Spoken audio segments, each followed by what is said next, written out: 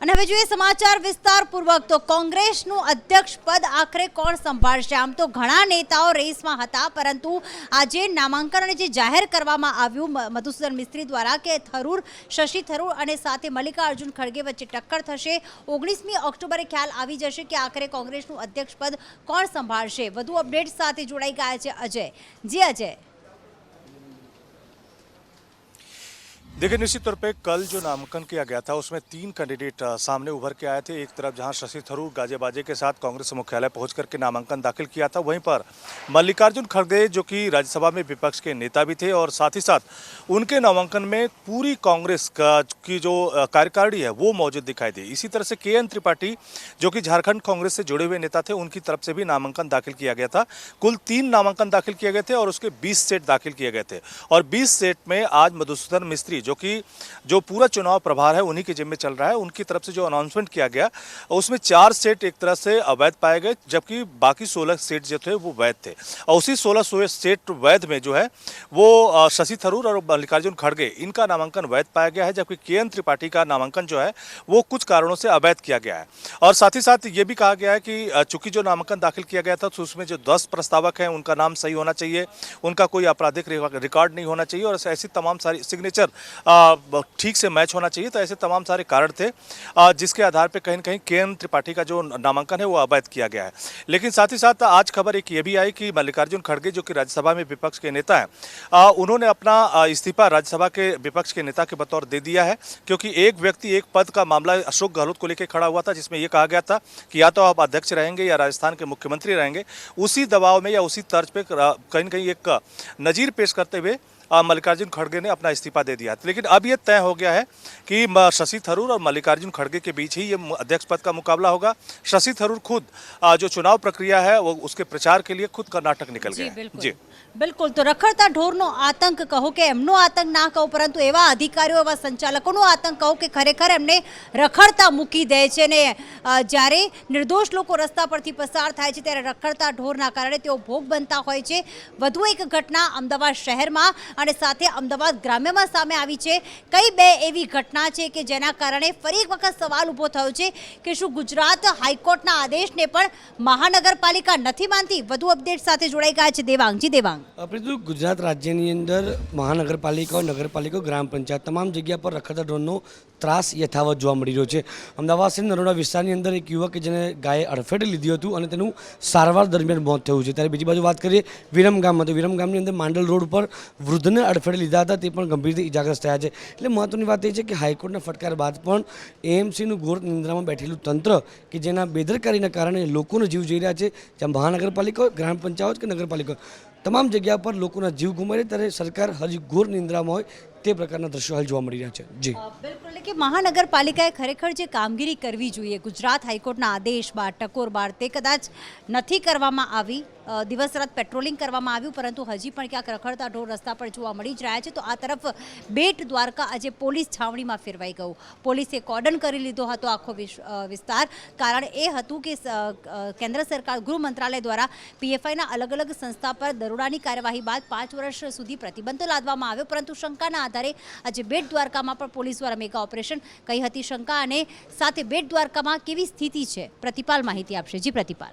જી ચોક્કસથી પ્રીતિ, જે રીતે આપણે જણાવ્યું કે પીએફઆઈ એટલે કે પોપ્યુલર ફ્રન્ટ ઓફ ઇન્ડિયા ઉપર ત્યારે જે રીતે અલગ અલગ ગેરબંધારણીય કાર્યો તેઓના દ્વારા કરવામાં આવે છે, લઈને પ્રતિબંધો તો તેઓની ઉપર મૂકવામાં આવ્યો છે, પરંતુ ચોક્કસથી જે રીતે અલગ અલગ જે કાર્યવાહી તેઓના દ્વારા કરવામાં આવી છે, અલગ અલગ જે નાના મોટા સંગઠનો છે, ગ્રુપો છે, તે ભારત દેશના અલગ અલગ રાજ્યોમાં ફેલાયેલા છે અને તેઓના દ્વારા જે પ્રવૃત્તિઓ અત્યારે હાલમાં કરવામાં આવી રહી છે તેને લઈને જ ખાસ કરીને સીબીઆઈ દ્વારા તેમજ એનઆઈએ દ્વારા આ તમામ કાર્યવાહીને અંજામ આપવામાં આવ્યો છે। અને તેનો જ એક વાત કરવામાં આવે તો ગુજરાતમાં બેટ દ્વારકાને જેને કહેવામાં આવે છે કે સૌરાષ્ટ્રનો આખો જે દરિયાઈ પટ્ટો છે તેમાં અત્યારે ડ્રગ્સ માટે ખાસ ગેટવે ઓફ ઇન્ડિયા બની ગયો છે। એટલે કે ક્યાંક ગુજરાતના માર્ગે જ તમામ જે અલગ અલગ રાજ્યો છે ત્યાં ડ્રગ્સ પહોંચાડવામાં આવી રહ્યું છે। તેને લઈને જ સ્થાનિક પોલીસ દ્વારા ડિમોલિશનની પ્રક્રિયા હાથ ધરવામાં આવી હતી। સાથે જ જે મહેસૂલના કર્મચારીઓ છે તેઓ પણ ડિમોલિશનની પ્રક્રિયામાં જોડાયા હતા। જે રીતે અગાઉ દિલ્હીની વાત કરવામાં આવે તો દિલ્હીમાં પણ જે રીતે અવારનવાર ઘટનાઓ સામે આવે છે ગેરબંધારણીય કૃત્યો કરવામાં આવતા હોય છે કેટલાક શખ્સો દ્વારા, તો ત્યાં પણ ડિમોલિશનની પ્રક્રિયા હાથ ધરવામાં આવી હતી, બુલડોઝર ફેરવવામાં આવ્યું હતું. તેવી જ રીતે ગુજરાતમાં પણ અત્યારે હાલમાં બેટ દ્વારકામાં બુલડોઝર ફેરવવામાં આવ્યું છે. અને જે રીતે પીએફઆઈની જે શંકા હતી એમાં પણ કેટલાક જે 10 જેટલા શખ્સો છે જે પીએફઆઈ સાથે સંકળાયેલા હોઈ શકે છે, 10 જેટલા શખ્સોની પણ પોલીસ દ્વારા અટકાયત કરવામાં આવી હતી. અને ખાસ કરીને જે બીજા બેટ દ્વારકાની આસપાસ બીજા જે નિર્જન ટાપુઓ પણ આવેલા છે તેની પણ અત્યારે હાલમાં તપાસ હાથ ધરવામાં આવી છે. બિલકુલ. તો એક તરફ તો રાહુલ ગાંધી અત્યારે ભારત જોડો યાત્રા પર નીકળી ચૂક્યા છે, પરંતુ હવે કોંગ્રેસે કોઈક એવી યાત્રા કાઢવી જોઈએ કે જે ભારતને જોડનારી તો હોય પરંતુ પોતાના નેતાઓને પણ જોડનારી હોય, કારણ કે એક બાદ એક તેના જ નેતાઓ તેનો સાથ છોડી રહ્યા છે. એક સમયના અમદાવાદના કોંગ્રેસના પ્રમુખ રહી ચૂકેલા અને અમદાવાદના દિગ્ગજ નેતા કહી શકાય કોંગ્રેસના ચેતન રાવલે રાજીનામું આપી દીધું અને તેમણે કહ્યું કે કોંગ્રેસ અત્યારે ક્યાંક જે છે એ પતન તરફ આગળ વધી રહી છે. જગદીશ ઠાકોરનું પણ તેમણે ક્યાંક પત્રમાં નામ લીધું, કોઈ કારણ નથી આપ્યું, પરંતુ સૌથી મોટી વાત એ છે કે એમના સમર્થનમાં અન્યના પણ રાજીનામા પડ્યા છે અને ભવિષ્યમાં પડી પણ શકે છે. શું કારણ બહાર આવ્યું છે ખરી હજી સુધી, અને પત્રમાં કઈ બાબતનો ઉલ્લેખ કરવામાં આવ્યો છે? કોઈ અન્ય પક્ષમાં જોડાઈ શકે છે નહીં, ઘણા બધા પ્રશ્નો છે. પ્રતિક અમારી સાથે જોડાઈ ગયા છે. જી પ્રતિક. પ્રીતિ, રાહુલ ગાંધીએ જ્યારે ભારત જોડો યાત્રાની શરૂઆત કરી હતી ત્યારે જ ભારતીય જનતા પાર્ટીના નેતાઓએ સવાલ ઉઠાવ્યા હતા અને તેમણે કહ્યું હતું કે કોંગ્રેસે ભારત જોડો નહીં પરંતુ કોંગ્રેસ જોડો યાત્રા કરવી જોઈએ, અને તે ક્યાંક સિદ્ધ થતું હોય તેમ લાગી રહ્યું છે, કારણ કે કોંગ્રેસના એક પછી એક નેતાઓ તેમનો પક્ષનો સાથ છોડી રહ્યા છે. કારણ કે હવે ગુજરાત વિધાનસભાની ચૂંટણી નજીક છે, તેવામાં કોંગ્રેસ ગુજરાતના અનેક નેતાઓ પક્ષનો સાથ છોડી રહ્યા છે. તેવામાં આજે કોંગ્રેસના મહામંત્રી અને અમદાવાદ શહેરના પૂર્વ પ્રમુખ એટલે કે ચેતન રાવલે પણ રાજીનામું આપ્યું છે. તેમણે રાજીનામું એક સામાન્ય પત્રમાં લખીને તેમના પ્રદેશ પ્રમુખને આપ્યું છે. સાથે જ તેમણે કહ્યું છે કે કોંગ્રેસ છે તે પ્રગતિ નહીં પરંતુ પતન તરફ આગળ વધી રહી છે અને મારે આ પતનનું ભોગ નથી બનવું, તેના માટે જ હું રાજીનામું આપ્યું છું. તેમણે રાજીનામું શા માટે આપ્યું તેનું કારણ પૂછતા તેમણે જણાવ્યું હતું કે કોંગ્રેસ પક્ષની જો વાત કરવામાં આવે તો કોંગ્રેસ પક્ષમાં સંગઠન કરતાં ચૂંટાયેલી પાંખ વધારે મજબૂત છે. સંગઠનનું ક્યાંક ને ક્યાંક અપમાન કરવામાં આવતું હોય તેમ લાગી રહ્યું છે, કારણ કે સંગઠન જ હંમેશા પક્ષમાં સર્વોપરી હોય છે. ત્યારે કોંગ્રેસનું જે સંગઠન છે તેના કરતાં ચૂંટાયેલી પાંખનું વધારે મહત્વ હોય, તેના કારણે જ તેમને ક્યાંક ને ક્યાંક તેમનું જે છે અપમાન થતું હોય, અવગણના થતી હોય તેવું લાગી રહ્યું છે, જેના કારણે તેમણે પોતાની નારાજગી રાજીનામા સ્વરૂપે વ્યક્ત કરી છે અને તેમણે પોતાના પક્ષમાં રાજીનામા આપ્યું છે. સાથે જ જો વાત કરવામાં આવે તો આગામી વર્ષ 2022ની ચૂંટણી પણ આવી રહી છે, ત્યારે તે કયા પક્ષમાં જોડાશે તે તેમણે સ્પષ્ટ નથી કર્યું, પરંતુ તેમણે કહ્યું કે 24 કલાકનો સમય છે, તેમના સમર્થકોની સાથે વાતચીત કરશે અને સમર્થકો જે કહેશે તે દિશામાં તે આગળ વધશે. બિલકુલ, કે કોઈ નેતા એક પક્ષ છોડે ત્યારે પ્રશ્ન એ થાય કે આ કયા પક્ષમાં જશે, પરંતુ બીજા પ્રશ્ન એ પણ છે કે રાજ્ય ભલે એક હોય ગુજરાત જ, પરંતુ કેટલી બધી પાર્ટી કેટલા બધા પક્ષ અત્યારે તૈયાર થઈ ગયા છે કે તેઓ ગુજરાતમાં ચૂંટણી લડવા માંગે છે. કોંગ્રેસ છે, ભાજપ છે, આમ આદમી પાર્ટી છે, અન્ય પક્ષ પણ છે. સાથે હવે અનેક બીજો પક્ષ પણ હવે ગુજરાતમાં ચૂંટણી લડવાની તૈયારી કરી રહ્યું છે. લોક જનશક્તિ પાર્ટી કહી રહી છે કે અમે પણ મોટા ભાગની સીટ ઉપર અહીંયા ગુજરાતમાં ઇલેક્શન લડીશું. ચિરાગ પાસવાને આખરે શું કહ્યું સાંભળી લઈએ. पहला आगामी विधानसभा का चुनाव गुजरात में अपने प्रत्याशियों को उतार कर लड़ेगी और उसी क्रम में अब निरंतरता में गुजरात का कार्यक्रम, गुजरात का प्रवास ना सिर्फ मेरा बल्कि पार्टी के कई केंद्रीय नेताओं के द्वारा आने वाले दिनों में किया जाएगा. ये जिम्मेदारी पूरी तरीके से स्टेट यूनिट पर हमारे प्रदेश अध्यक्ष पंकज रामानुज जी पर ये जिम्मेदारी दी गई है कि संसदीय बोर्ड के साथ, प्रदेश संसदीय बोर्ड के साथ बातचीत कर तय करें कि कितनी सीटों पर लोक जनशक्ति पार्टी रामविलास आने वाले दिनों में अपने प्रत्याशी उतारेगी.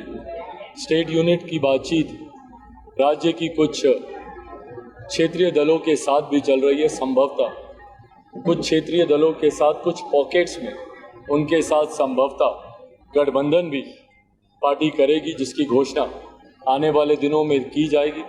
पर गठबंधन हो या नहीं हो, एक बात तय है कि गुजरात की अधिकांश सीटों पर लोक जनशक्ति पार्टी रामविलास अपने प्रत्याशियों को उतारने का काम करेगी. તો બિલકુલ, ગુજરાતમાં આમ તો ક્યારે ત્રીજો પક્ષ ફાવ્યો નથી, પણ એક પક્ષની ગુજરાતમાં એન્ટ્રી થઈ રહી છે. કેટલી સીટ પર જીતીશું એ નક્કી નથી, પણ શું સીટ મળશે ગુજરાતની જનતા તેને સ્વીકારશે ખરી? વધુ અપડેટ સાથે જય જોડાઈ ગયા છે. જી જય. જી પ્રીતિ, જે રીતે આપે કહ્યું કે એક પક્ષ કે જે દિલ્હીનો પક્ષ છે અને એ હવે ગુજરાતમાં એન્ટ્રી કરવાના પ્રયત્નો કરી રહ્યો છે અને હવે એમાં વધુ એક પક્ષ એલજેપી પણ હવે પોતાના પ્રયત્નો કરી રહ્યું છે. જોવાનું ચોક્કસથી હવે રસપ્રદ રહેશે કે એલજેપી કોની સાથે ગઠબંધન કરે છે અને કયા પ્રકારનું ગઠબંધન કરે છે. જે રીતે કહેવામાં આવ્યું છે એલજેપી દ્વારા કે મહત્તમ સીટો ઉપર તેઓ પોતાના ઉમેદવારો પણ રાખશે, એટલે કે હવે ઉમેદવારો રાખશે કે પછીથી તેઓ ગઠબંધન કરશે, એ સૌથી મહત્વની બાબત રહેશે. તો આવનારા દિવસોમાં જે ખબર પડશે પ્રીતિ કે હવે એલજેપી અને દિલ્હીનો જે એક પક્ષ જે ગુજરાતમાં પ્રવેશ્યો છે એ આગળ આવશે, એલજેપી આગળ આવશે કે પછીથી પક્ષ વિપક્ષ જે ગુજરાતમાં છે જે રહે છે અને એ રહેશે જ. બિલકુલ, એટલે કહેવાય ને કે પક્ષ વિપક્ષની રાજનીતિ છે, અલગ અલગ પક્ષ અત્યારે મેદાનમાં ક્યાંક આવી રહ્યા છે ને એની વચ્ચે સાથે એ પણ વાત કરીએ કે જે અત્યારે ગુજરાતમાં જેનું શાસન છે એવા ભારતીય જનતા પાર્ટીના પ્રદેશ અધ્યક્ષ જે છે CR પાટીલ, તેમણે એક મહત્વનું નિવેદન આપ્યું છે. કાર્યક્રમમાં તેમણે હાજરી આપી હતી અને તેમણે કહ્યું કે અન્ય પક્ષની નબળાઈથી નહીં પરંતુ પોતાની શક્તિથી તે ભારતીય જનતા પાર્ટી જે છે એ જીત મેળવે છે. भारतीय जनता पार्टी निवेदन खूब सारी माहिती આપી રહી છે અને અમને અમારા હક નિભાવવા માટે અમારા સશક્તિકરણ માટે પણ મદદ કરી રહી છે. વિશ્વાસ છે આજે જ્યારે મેદાનો બદલાવ દુનિયાને બેઠો છે અને તાકાત જ્યારે મેદાનો બદલાવના વિસ્તારની અંદર તાકાત વધી જતી છે અને વ્યવસ્થામાં જ્યારે સંકલ્પ થાય છે અને આવનારા ઇલેક્શનમાં તાકાત પક્ષો આપણી સામે આવનાર લોકોને મળવાનું છે. આજે મારા એટલા લોકો ડબલ નથી ઇન્ટરવ્યુ હતો મહાભારતને કેટલાક પ્રશ્ન કર્યા, અમને કહ્યું કે અમારી લડાઈ કોની સામે છે. એને કહ્યું કે ભારતીય તાકાત કેટલી છે એવો પ્રશ્ન કર્યો. એ કહ્યું કે ભારતીય જનતા પાર્ટીના કાર્યકર્તા ક્યારેય કોઈ પાર્ટીની નબળાઈ ઉપર ઇલેક્શન જીતવા માંગતા નથી. ભારતીય જનતા પાર્ટીના કાર્યકર્તા પોતાની તાકાત ઉપર ઇલેક્શન જીતવા માંગે છે. અમારી સામે કોઈ પણ આવી જાય, ગમે એટલી પાર્ટી આવી જાય, ભારતીય જનતા પાર્ટી એની તાકાત માપવાને બદલે પોતાની તાકાતનો પક્ષ આપે છે. તો ગુજરાતમાં કોંગ્રેસ સાફ થઈ જશે, અમે નથી કહી રહ્યા, અમારું નિવેદન નથી. કોંગ્રેસના નેતા જે છે પોતે જ આ સ્વીકાર કરી રહ્યા છે કે ગુજરાતમાં કોંગ્રેસ સાફ થઈ રહી છે. યુથ કોંગ્રેસના નેતાએ આ પ્રકારનું નિવેદન આપ્યું છે. હરપાલ સિંહ જે છે એમણે આ નિવેદન આપ્યું છે. આખરે તેમણે શું કહ્યું પહેલા સાંભળી લઈએ. કેબિનેટની અંદર ગુજરાતના ખેડૂતોને દેવું માફ અને કોંગ્રેસ સાફ, કોંગ્રેસ સાફ, કોંગ્રેસ સાફ, કોંગ્રેસ સાફ, ભાજપ સાફ વાત લઈ આ તમારી વચ્ચે આવ્યા છે. આ ગુજરાતની અંદર જે ગાંધીનું ગુજરાત હતું. તો બિલકુલ હલપા ચુડાસમાનું નિવેદન સાંભળ્યું કે જે ખેડૂતોનું દેવું માફ થશે પર કોંગ્રેસ સાફ થઈ જશે. જીભ લપસી પડી છે, હવે ક્યાંક એમણે પોતાની જીભમાં કે પછી બોલવામાં પરિવર્તન લાવવાની જરૂર છે. તો આ તરફ ભારતીય જનતા પાર્ટી અને એમાં પણ ગુજરાત વિધાનસભાની ચૂંટણી હોય અને કેન્દ્રીય નેતાઓ અને ખુદ વડાપ્રધાન નરેન્દ્ર મોદી ગુજરાતમાં પ્રચાર કરવા ન આવે, વિકાસ કાર્યોનું લોકાર્પણ કરવા ન આવે, એ તો બને જ નહીં. 2 દિવસ ગુજરાતની મુલાકાતે આવ્યા બાદ 10 દિવસ બાદ વડાપ્રધાન નરેન્દ્ર મોદી ફરી એક વખત ગુજરાતની મુલાકાતે આવી રહ્યા છે. આ વખતે તેઓ સૌરાષ્ટ્રની મુલાકાત લેશે અને કયા કયા કાર્યક્રમોમાં તેઓ હાજરી આપશે, કેટલા દિવસ ગુજરાતમાં રોકાણ કરશે, અપડેટ સાથે જોડાઈ ગયા છે જિજ્ઞાસા. જી જિજ્ઞાસા. બિલકુલ પ્રીતિ, હજુ તો વડાપ્રધાન 2 દિવસનો ગુજરાત પ્રવાસ પૂરો કરીને ગયા છે અને 10 દિવસ બાદ વધુ એક વખત ગુજરાત પ્રવાસે આવશે. સ્વાભાવિક છે કે વિધાનસભાની ચૂંટણી નજીક છે એટલે કેન્દ્રીય મંત્રીઓની સાથે વડાપ્રધાનની ગુજરાત મુલાકાતો પણ વધી ગઈ છે. 10 અને 11 તારીખ એમ 2 દિવસ વડાપ્રધાન સૌરાષ્ટ્રનો પ્રવાસ કરવાના છે. સૌરાષ્ટ્ર પર આ વખતે ફોકસ રહેવાનું છે વડાપ્રધાનનું અને ખાસ કરીને જામનગર અને રાજકોટ બંને જગ્યાએ રોડ શો યોજ્યા બાદ જનસભાને પણ સંબોધશે અને એટલા જ માટે જામનગર અને રાજકોટ તરફથી મનપા તરફથી પણ વડાપ્રધાનના આગમનને લઈને તૈયારીઓ શરૂ કરી દેવામાં આવી છે. વડાપ્રધાન સિવાય કેન્દ્રીય મંત્રીઓ પણ ગુજરાતની મુલાકાતે આવશે અને પ્રચાર કરશે. 3 કેન્દ્રીય મંત્રીઓ ગુજરાતની મુલાકાત લેવાના છે, જેમાં 2 ઓક્ટોબરે ભગવત કરાડ, પરસોત્તમ રૂપાલા અને 4 ઓક્ટોબરે મંત્રી દાનવે રાવ સાહેબ જૂનાગઢની મુલાકાતે આવશે અને પ્રચાર કરશે. પ્રીતિ, બિલકુલ અન્ય કેન્દ્રીય નેતાઓ આજે ગુજરાતમાં આવ્યા જ હતા. વડોદરામાં વિદેશ મંત્રીની મુલાકાત હોય, સાથે વિદ્યાર્થીઓ સાથેની વાતચીત હોય, અમદાવાદમાં સ્મૃતિ ઈરાનીની મુલાકાત હોય કે રાજસ્થાનના પૂર્વ મુખ્યમંત્રી વસુંધરા રાજે જે છે એ અંબાજીના દર્શન કરવા ગયા હતા. એટલે કે કેન્દ્રીય નેતાઓની શરૂઆત થઈ ચૂકી છે ગુજરાતમાં આગમનની. આગામી સમયમાં કયા નેતાઓ આવી શકે છે, આજના દિવસે કયા કાર્યક્રમમાં તેઓએ હાજરી આપી, હિરેન માહિતી આપશે. જી હિરેન. તો વિધાનસભાની ચૂંટણીને ધ્યાનમાં રાખી એક બાદ એક નેતાઓના ગુજરાત પ્રવાસની શરૂઆત થઈ ચૂકી છે. કેન્દ્રીય વિદેશ મંત્રી કેવડિયા ખાતે કોન્ફરન્સમાં ભાગ લેવા માટે વડોદરા પહોંચ્યા હતા. અલગ અલગ લગભગ 60 જેટલા દેશોના રાજદૂતો કેવડિયા ખાતે ભેગા થયા છે અને ત્યાં કોન્ફરન્સમાં તેઓ હિસ્સો લેવા માટે પહોંચ્યા છે. આજે રાત્રે આ તમામ રાજદૂતો અને એસ જયશંકર સહિતના જે મહાનુભાવો છે તે વડોદરામાં નવરાત્રી પર્વ નિમિત્તે નવરાત્રીની મજા પણ માણશે અને ત્યાં ગરબે ઘૂમતા જોવા મળે તો પણ નવાઈ નહીં. તો બીજી તરફ કેન્દ્રીય મંત્રી અને લોકસભાના સાંસદ સ્મૃતિ ઈરાની પણ આજે ગુજરાતના પ્રવાસે છે. મહિલા મોરચાના અમદાવાદના એક કાર્યક્રમમાં તેઓ હાજર રહ્યા હતા. એક ટોલ ફ્રી નંબર મહિલાઓ માટે તેમણે લોન્ચ કર્યો હતો. સાથે કાર્યક્રમની અંદર નવરાત્રી પર્વ છે અને મહિલાઓ છે એટલે સ્વાભાવિક છે ગરબા તો જોવા મળે જ અને કેન્દ્રીય મંત્રી પણ ત્યાં ગરબા રમતા જોવા મળ્યા હતા. તો વસુંધરા રાજે પૂર્વ મુખ્યમંત્રી રાજસ્થાનના એ પણ અંબાજી મંદિરમાં આજે સવારે દર્શન કરવા માટે પહોંચ્યા હતા. આગામી દિવસોમાં વધુ કેન્દ્રીય મંત્રીઓના ગુજરાત પ્રવાસ હજુ યથાવત રહેશે. ભાજપ અધ્યક્ષ જેપી નડ્ડા અને અમિત શાહ પણ ગુજરાત આવી રહ્યા છે.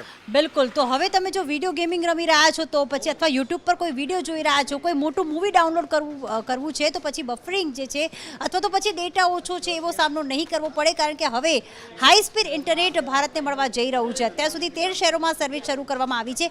કયા 13 શહેરોમાં સર્વિસ શરૂ થઈ, આગામી સમયમાં આખા ભારતને આ સર્વિસને કેટલો લાભ થઈ શકે છે, મહેશ માહિતી આપશે. જી મહેશ. યસ પ્રીતિ, જણાવી દઉં કે આજે વડાપ્રધાન મોદીએ દિલ્હીમાં 5G કંપની છે તેમનું જે ખાનગી કંપનીઓ છે, mobile company provider, service provider છે, એમની 5G સર્વિસ લોન્ચ કરી છે.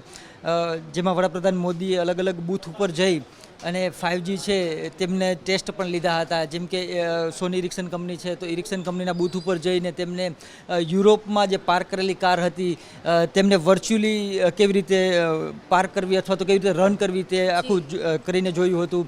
તો આ ઉપરાંત રિલાયન્સના બૂથ ઉપર પણ જઈને તેમણે અમારી સાથે મુલાકાત કરી હતી. 5Gના ફાયદા અને વર્ચ્યુઅલ રિયાલિટી અને વર્ચ્યુઅલ ટાઈમ શું છે તેના વિશે વિશેષ માહિતી મેળવી હતી. વાત કરવામાં આવે 5Gની સેવાની તો દેશના લગભગ 13 શહેરોમાં લોન્ચ થશે, જેમાં ગુજરાતમાં અમદાવાદ, ગાંધીનગર અને જામનગર એવા 3 શહેરોમાં 5Gની સર્વિસ છે એ મળશે. પ્રીતિ, બિલકુલ. એટલે કે 5G સર્વિસ જે છે જે ભારતના વિકાસમાં 4 ચાંદ લગાવી દેશે, તેને આગળ ધપાવવામાં મદદ કરશે. તો આ તરફ નવસારીમાં એક એવી ઘટના બની ગઈ. એક વિદ્યાર્થીની બુક ઘરે ભૂલી ગઈ એકમ કસોટીની અને તેને ટીચર દ્વારા ન માત્ર ઠપકો આપવામાં આવ્યો પરંતુ માર મારવામાં આવ્યો અને પરિણામ એ આવ્યું કે આ વિદ્યાર્થીનીએ આપઘાત કરી લીધો છે. ત્યારે ગામમાં કેવો માહોલ છે, ગ્રામજનો શું આક્ષેપ કરી રહ્યા છે, કુણાલ અમારી સાથે જોડાઈ ગયા છે. જી કુણાલ.